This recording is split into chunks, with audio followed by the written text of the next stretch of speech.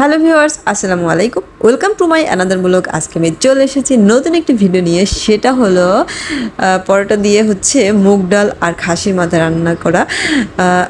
খাসির মাথা মুগ ডাল দিয়ে রান্না, এটা পরোটা দিয়ে খেতে যে কী পরিমাণ মজা, এটা অবশ্য ভাতের সাথেও ভালো লাগে, সব কিছুর সাথেই ভালো লাগে। তো চলুন দেখা যাক এটি আমি কীভাবে রেডি করি। তো এটার জন্য হচ্ছে মুগ ডালটা প্রথমে আমি ভেজে নিয়েছি, দেন হচ্ছে আমি মানে মাংসটা যেভাবে রান্না করে সেইমভাবে হচ্ছে গিয়ে মাংসটা আমি কষিয়ে নেব এবং কষিয়ে না ভালো করে সিদ্ধ করে দেন হচ্ছে গিয়ে আমি ডালটা দিব। তো এই পর্যায়ে হচ্ছে আমি পেঁয়াজগুলা মানে ব্রেস্তা করে নিয়েছি, মানে হালকা বাদামি কালার করে তারপরে হচ্ছে বাটা মশলাটা দিয়ে দিলাম, পেঁয়াজ বাটা, রসুন বাটা, আদা বাটা, তারপরে জিরা বাটা, এইগুলি দিয়ে তারপরে হচ্ছে ভালো করে নেড়ে চেড়ে কষিয়ে নেব।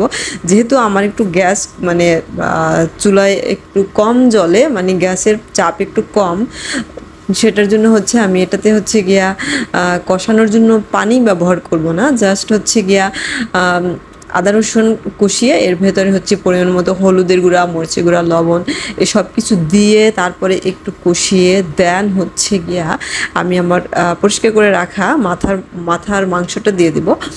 এটা হচ্ছে খাসির মাথা। তো হচ্ছে এই যে আমার মশলা কষানো হয়ে গেছে, দেন হচ্ছে আমি আমার সবগুলো দিয়ে দিলাম।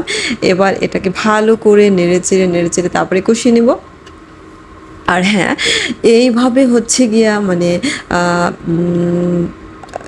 মাথা সিদ্ধ করার জন্য যদি আপনার গ্যাস কম থাকে তাহলে হচ্ছে গিয়ে আপনি কাঁচা পেঁপে দিতে পারেন অল্প একটু, এতে করে কিন্তু এটা খুব দ্রুত সেদ্ধ হয়ে যায়। কাঁচা পেঁপে কিন্তু আমাদের মাংস সেদ্ধ করতে অনেক সাহায্য করে। কাঁচা পেঁপের যে কষটা, এটা কিন্তু দ্রুত মাংস সিদ্ধ করতে সাহায্য করে। বা যাদের প্রেশার কুকার আছে তারা প্রেশার কুকারে দিয়ে দেবেন। তো হচ্ছে আমি অবশ্য জানি যে এটা সবাই জানে, তারপরেও বলে দিলাম। এ পর্যায়ে হচ্ছে আমার মাংস সিদ্ধ হয়ে আসছে, তো আমি হচ্ছে ডালটা দিয়ে দিলাম। আমি ডালটাকে ভালো করে ধুয়ে ভিজিয়ে রেখেছিলাম কিছুক্ষণের জন্য। আমি ডালটা দিয়ে ভালো করে হচ্ছে গিয়ে নেড়েচেড়ে কিছুক্ষণ কষিয়ে নিব, তারপরে হচ্ছে ঝোল দেব। আমি পাশের চুলায় হচ্ছে গরম পানি দিয়ে দিয়েছি, এটাতে গরম পানি দিলে ভালো হয়। আর মাংস রান্না দ্রুত করতে চাইলে পাশে গরম পানি একটা চুলায় দিয়ে রাখলে ভালো হয়। তো হচ্ছে আমি সবসময় এটাই করি, পাশে গরম পানি দিয়ে রাখি, সবসময় গরম পানি ইউজ করি, যার জন্য আমার প্রেশার কুকারের প্রয়োজন হয় না। তো এই যে দেখেন আমি আমার ঝোলটা দিয়ে দিয়েছি, আমার রান্না প্রায় কমপ্লিট হয়ে গেছে।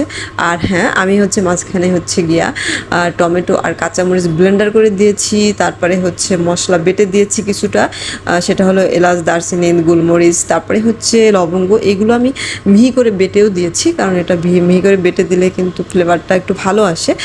এই যে আমার রান্না অলমোস্ট হয়ে গেছে কমপ্লিট। এই যে দেখেন ফাইনাল লুক আমার রান্না। এটা সকালবেলা পরোটা দিয়ে খেতে যে কী পরিমাণ মজা, এটা আসলে না খেলে বোঝা যাবে না।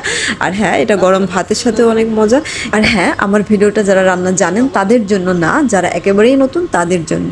ভালো লাগলে লাইক, কমেন্ট, শেয়ার দিয়ে পাশে থাকবেন, আর ভালো না লাগলে স্কিপ করবেন, আর সাবস্ক্রাইব করতে অনুরোধ রইল আমার চ্যানেলটি। Thank you so much. আল্লাহ হাফেজ, বাই বাই, টাটা। সবাইকে অনেক অনেক ধন্যবাদ আমার ভিডিওটি দেখার জন্য।